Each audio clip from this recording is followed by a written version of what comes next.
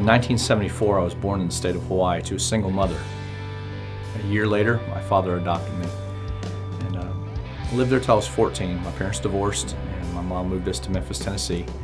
Came to Christ when I was 19, and went into the ministry about 22, 23 years old. In the last few years, God has given me a burden for my home state and allowed me to go back. And as I've gone back to the state of Hawaii, I've just seen the most disturbing things. Let me give you 3 numbers that will help you connect my heart to yours. Those numbers are 95, 50, and 20. 95% of the people in the state of Hawaii do not know Jesus Christ. That means that 95% of the 1.3 million people today are separated from God. And if their lives ended, they would spend an eternity in hell. God is not pleased with that. He desires for them to be saved.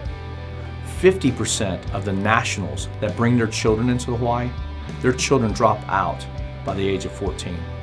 Drop out of school, out of high school.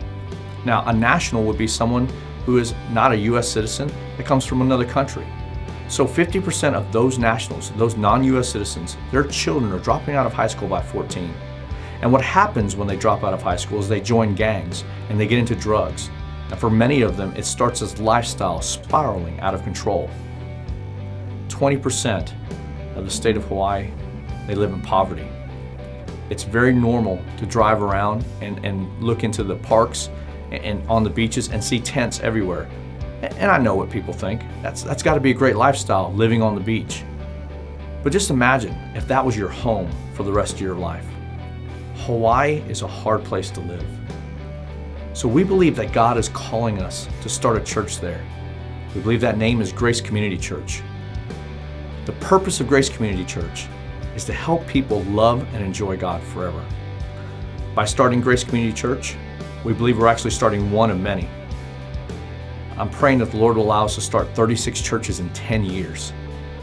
And while we start these churches, that means people's lives are going to be changed. That means people forever will be in heaven because of these church plants.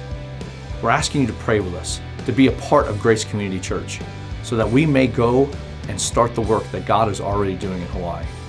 We join the work of Grace Community Church, helping people love and enjoy God forever.